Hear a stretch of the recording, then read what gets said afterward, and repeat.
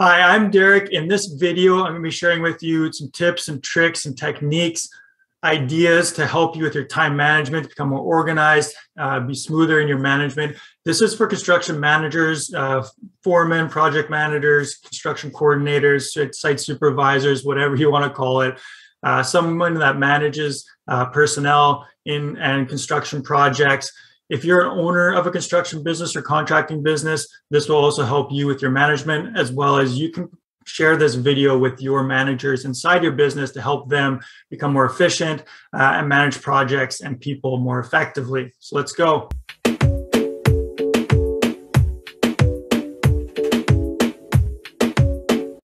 Okay, so my company, the Rapid Results Creators, this is time management for construction managers, and we're going to be going through this worksheet. This worksheet is available to you. I'll give you the steps that you need to take in order to get this. You can download it for yourself as a reference, keep track of, and you can share it with other people in your organization. So let's go. We're going to be going through this sheet. It's going to have everything you need in order to get really clear on managing people and personnel and projects, saving you time, creating just smoother running, better communication throughout your team. So this worksheet will help you gain clarity on how to become better focus and manage your time to maximize your results, right? That's what we're about. We want results, less time, less effort, less energy. A major component of time management is simply being more intentional and thoughtful as a manager. So actually being thoughtful about this, taking some time, think through it and become more effective, not just running around all day thinking, if I work harder, if I just do things quicker and I tell everybody what to do in a fast way, it's just going to get done faster. That just leads to chaos. So first and foremost, planning. We've got to be able to plan what we're doing. So pre-planning is the first step towards improved time management. No big surprise there, right? We need to plan what we're doing in order to be effective. So make a daily habit of writing out what you plan to do each day. So, every day, I like to write it out. Some people think it's, too much to write it out and they prefer to use electronic method, whatever it is. I've got Google Calendar, which, I organize all my stuff, but I like to write out at the beginning of the day, get intentional, like make a daily habit of what am I going to be doing that day, time block different things, put in different meetings. Even if your days are pretty much the same every day, it's still good to figure out like what specifically do I want to be doing that day.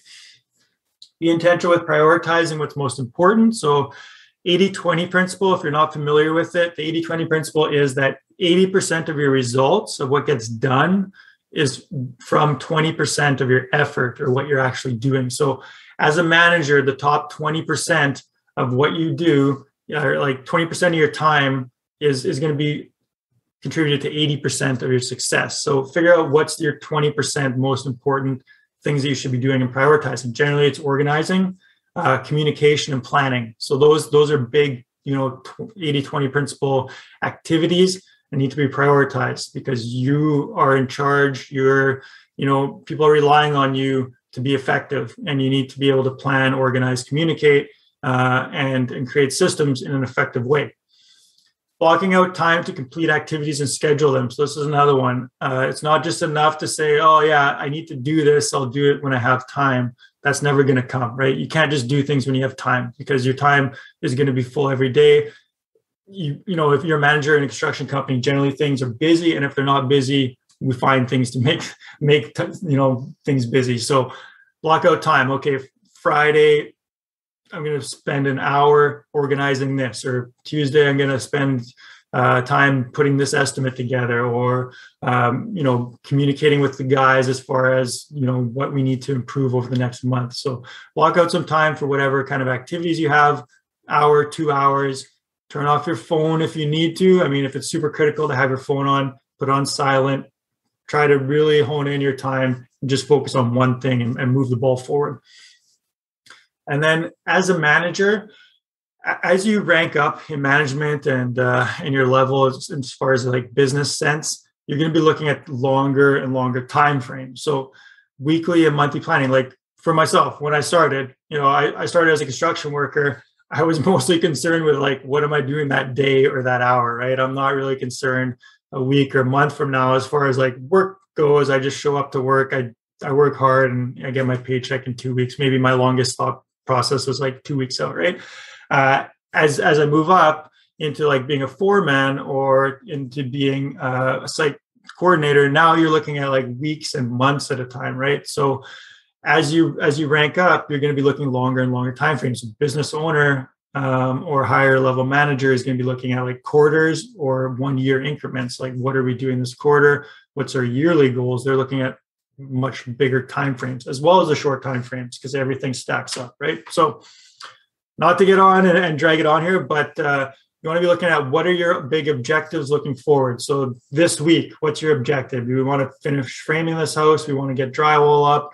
I need to bang out 10 estimates, or I need to put budgets together for 3 projects. You know, what are your big objectives and how are you going to find the time to finish those? So if you have 3 budgets you got to put together for upcoming projects, you know, it takes about 2 hours per project.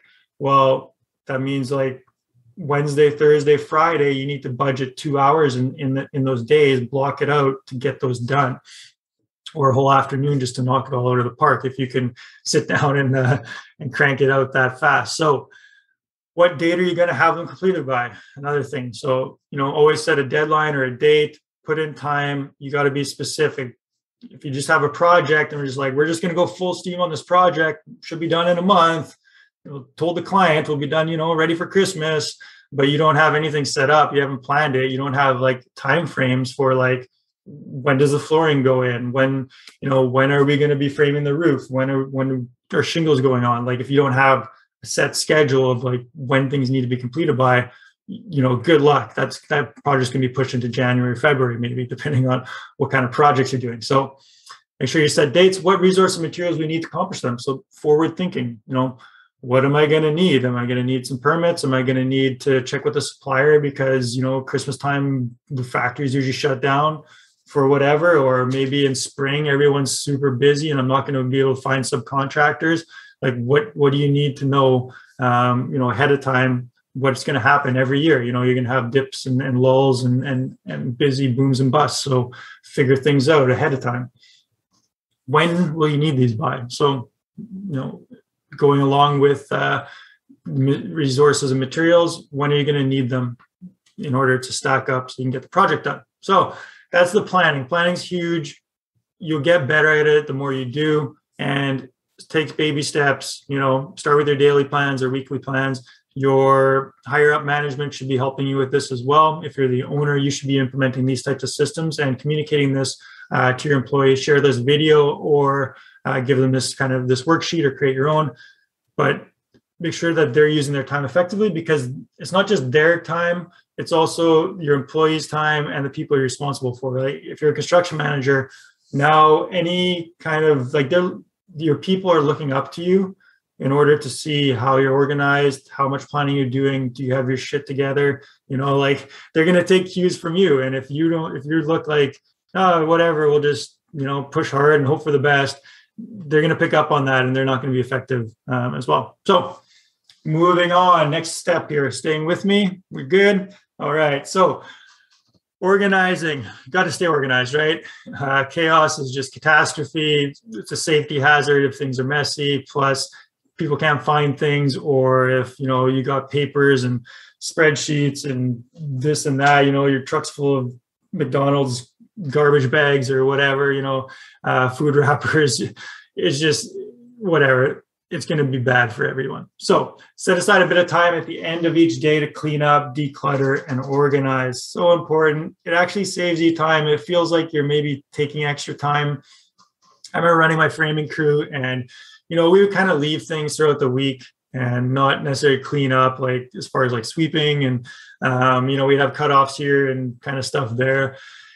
Yeah, we saved a little bit of time each day by not having to clean up like more than just our tools and like the basic areas where we're standing. But in hindsight, if I would now be running that same, framing subcontracting crew, I would keep the sites in much better organized state, because it shows much better for clients. It shows much better for your employees.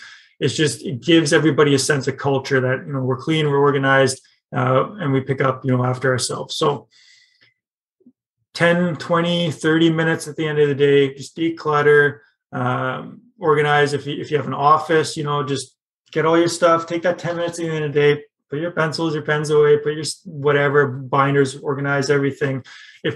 And just get your things together. So check to see if you completed your daily plan and if you're on track to accomplish your weekly, monthly objectives. So part of being organized is checking, to see, am I on track? Have we fallen behind on some projects? Am I staying up to date? Am I overworked and stressed? Like, what's going on right now? How are things? And then if something went wrong or not as planned, dive into the issue to learn from it, see if it could be avoided. So this is a big one. Often we don't take the time, like, something went wrong or we have this issue that keeps coming up. You need to take a step back and say, like, what's going on here? How can I create some sort of system? How can I communicate with people? Like, this shouldn't be happening over and over again. It shouldn't even happen once. Dig into it, learn from it, figure it out. Don't just be bullheaded and think like, oh, I'll just, keep going and hopefully it won't happen again, right? Figure it out. So that you can create a system and a machine, a management style where things are constantly improving and you don't have to deal with those again. So it's not going to take up your time. And that's how you manage your time better, by creating systems, processes, management in order to make things run smoother. So balance your personal life, health, and sleep to stay positive and happy. This is a big one. We could spend a whole video on this. I know it's already been going on for a while, so I commend you for staying with me here. This is big. You can come back to this video for a refresher. You can download this document. I'll tell you how at the end. But balance your personal life, your health, your sleep, and stay positive and happy. So when you're positive, when you're happy, even when things suck or, the weather's crappy or someone left or you're overworked and overstressed, just try to stay in an upbeat, positive mood. Make sure your personal life's not suffering as well, as far as like you're overworking and you're neglecting your family or other people, friends and stuff in your life. Maybe you're not getting enough sleep. So just realize that all those things that sometimes it seems like you're being more effective by like working harder or longer or, pushing through. But in reality, it's actually like hindering your ability to manage properly and to stay, at the high level of a manager that you want to be. So look for improvement. This is another thing with organizing, right? Where are we unorganized? Big question to ask. How can we get more organized? So ask your, the people under you, your subcontractors, your employees, your carpenters, your whatever people in your business that you're managing. Ask them, hey, you know what? Like, I want to get things organized here. Where are we unorganized? Oh, well, like I never know my schedule ahead of time. That's something that I'd like to know. Or like, we could get some more garbage bins here. Like, we don't have enough. They're always full. And like, I don't know where to put all this crap. So, okay, yeah, no problem. Let's get some shelves. Let's get some garbage bins. I'll start telling you your schedule on Monday. It may change, but that way we're all clear. So, get feedback and also ask yourself those questions of how to get more organized. Okay, last section here. Let's cruise through it. Appreciate you sticking with me here and taking the time to improve yourself. Personal development is huge. Becoming an effective manager is just going to do it's an incredible feeling to know that you're being an effective manager and leader of people, and running a construction company in the right way is it's amazing. It really is. Like, there's so much going on, so many random things that can happen in construction with guys. It's not an easy task. So to improve yourself and to become a construction manager, kudos to you. So communication. As a manager, you're responsible for the productivity and time of others. Communication will be key to leading an effective team. So you have to communicate, and your ability to be a leader will be directly associated with your ability to communicate.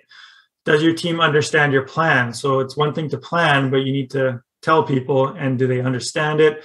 Do they know what is expected of them? So expectations are huge. Are you expected to show up on time? You're expected to produce, so and so much work every day, or you're expected to communicate when things go wrong. What are the expectations? Do they have what they need, supplies and knowledge to execute the plan? So, a new guy starts and it's like, I'm too busy managing and I got to take care of this and budget that and this and that. Just go over there, clean up, go cut some boards or whatever. That's not being effective at communicating.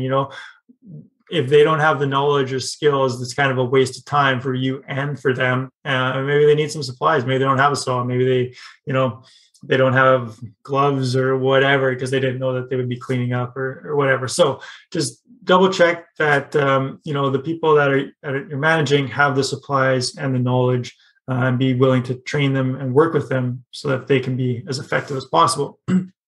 Some communication techniques. So this is something that you can employ yourself to improve communication between your team.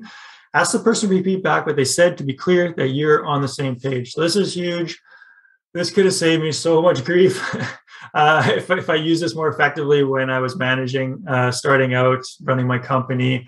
We did contracting renovations and things. And yeah, asking people to repeat back what you've said to them is just, it does wonders for clarity. So ask them, okay, so we went through this project. Can you tell me what do you need to do today in order to get this accomplished? Okay, well, you said this and this and this. And it's okay, I said that, but you forgot about this, right? So you can just double check to make sure, because especially when you're dropping a lot of information like I am right now, you need to be able to ask people to repeat it back to you in order to really understand it and put it into their own words. That's why teaching is so effective way of actually learning things yourself. So make sure you get this download and use it.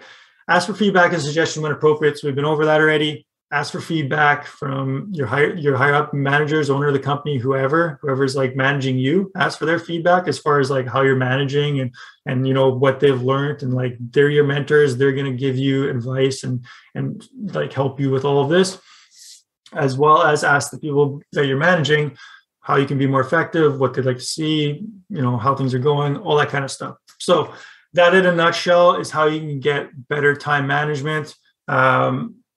In order to download this document, check out the description. There's the link in there. Click the link. You can get the download this copy, print it out for you, put it up somewhere where you want to refresh yourself, or just come back to the video, check up on it. I appreciate you taking the time to improve yourself, improve your management style, and to become a better leader. So I commend you for that.